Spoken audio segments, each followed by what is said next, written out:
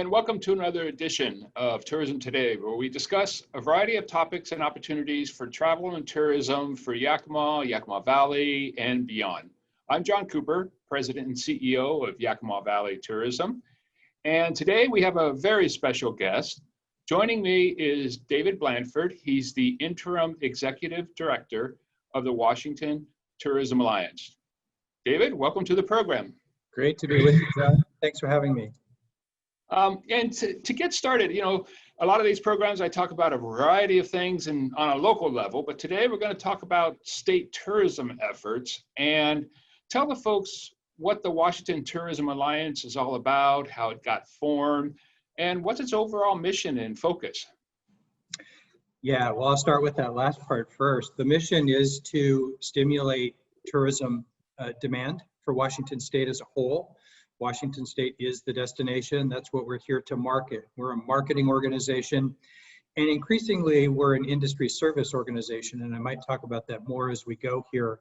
But our job is to get visitors to Washington State, and we want that because that's economic impact that supports economic impact for individual communities, but the state as a whole, also tax revenue. It supports and sustains jobs, which is so critical these days. So that's what we're here to do. The Washington Tourism Alliance was formed in the wake of the closure of the state tourism office nearly a decade or so ago. And it was the tourism industry, the private sector tourism industry, which came to the rescue and said, we must have a state tourism marketing program. We can't live without it. From a competition standpoint, all the other Western states, our chief competitors, are putting lots of money into marketing their states. We're going to lose. We're going to lose market share if we don't. So the industry went to work, formed an advocacy organization called the Washington Tourism Alliance. It was the day after the state tourism office closed, and got to work. And I don't think anyone thought that it would take 7 or 8 years of work to finally get some enabling legislation, but that's what it took. And John, you were right there every step of the way. You were one of the leaders, one of the ones right at the beginning who got us going and stayed with us till the end and served on the board of directors for the WTA. But where we're at today, we are just short of 2 years past that enabling legislation that Governor Inslee signed. What it did was to provide a funding mechanism for a state tourism marketing program.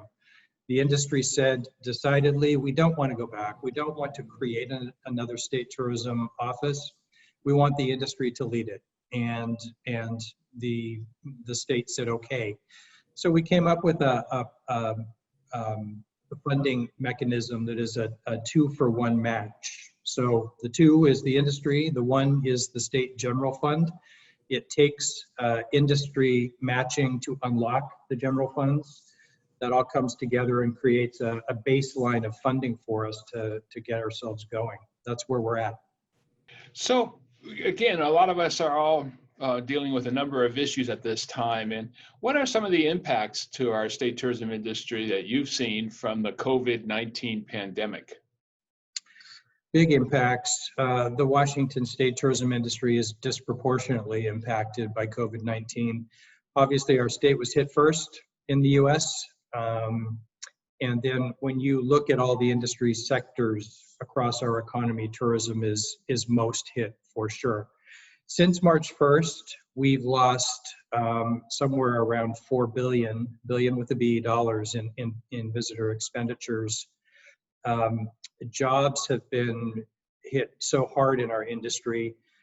It's the biggest share of job loss due to COVID, about 40%. And a stat that I heard just the other day from our research firm, before COVID-19, the leisure hospitality sector led job growth. After or during COVID-19, it's taken the biggest hit, down 44%. So it's a big hit to tourism. It's every business sector, it's every region in the state, and it can't be underestimated. And given WTA's mission, what have you done to pivot in response to the pandemic? Yeah, that word pivot, boy, that's one we use every day, and it's probably an overused one for all of us in this industry. here in Washington and across the state. But interesting for WTA, you know, we were just beginning. We had just signed our contract to begin work, you know, just a little over a year ago. So we're very much in building mode. We didn't lose staff necessarily. We didn't lose budget necessarily. We actually were in a strange, serendipitous position to pivot very quickly, to stay really nimble. I think other state tourism offices have really been reeling and not able to be quite as nimble. But the focus became really two changes, I think, or two pivots, as you say. One would be in marketing, that we redefine what marketing is, and that means a lot more public education, travel advisory, advocacy for the industry, the inherent responsibility of travelers to travel in a new way, a more responsible way. All of those factors rolled into marketing, whereas, you know, prior to this, it was just outright, let's get more visitors here, let's do it as quickly as we can. We have to be a little bit more innovative. We have to be a little bit more patient. We have to align ourselves with state public health agencies, and just think in a different way. The other pivot is really related to industry support and development. And John, I know at Tourism Yakima Valley, you've done a lot of this work already too, which is fantastic. We need to support the industry given those impacts we spoke of a moment ago. If we don't, I'm not sure who will. So destination marketing organizations like Tourism Yakima Valley, like the Washington Tourism Alliance, need to stand up for the industry, need to really look deep at who's being affected. We estimate that as much as 80% of the state tourism industry is small business. And we know from news reports and other information that they have been profoundly impacted. So WTA is building on a program it had always intended to create, a destination development program to help the industry grow and develop and provide the building blocks so that the statewide industry could jump into the tourism industry and grow its own economic impact. The pivot now would be that we're building industry recovery programs in first. We need to provide some relief, which may be some grant programs, technical assistance to help businesses and communities circumnavigate federal and state resources to help them sustain themselves, jobs programs, and then lots of wraparound services that would just pave the way for them throughout this really long process. Most estimates call for a 3.5 to 5 year period here of recovery for the industry. So we're in it for the long term. And I know you and the various committees at WTA have been very actively involved in some projects, and you're planning to do a number of things. Tell us about some of the things that WTA is planning to launch in the coming months, and which ones do you think will have a benefit for the Yakima Valley? Yeah, many programs. We will continue some that we started early in the pandemic, like the Show While Love campaign, which is a program which helps drive sales for restaurant and retail gift cards. As travelers have a difficult time going and being at those places in person, this was a way for them to support local businesses. We thought we might run that program for about a month or so, but we very quickly got more than 1,000 businesses uploading offers and realized we just needed to keep it going. We also we're actually in a soft launch now for a campaign called Explore Washington's Backyard, which is a marketing campaign, but I would say defined in the way that we just did, which is marketing, public education, lots of advocacy for local business, and very phase appropriate, very aligned with what's open now, what's safe to do.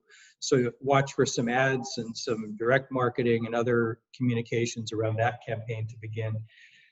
That one will drive first local in-state audiences to move around the state in a safe way.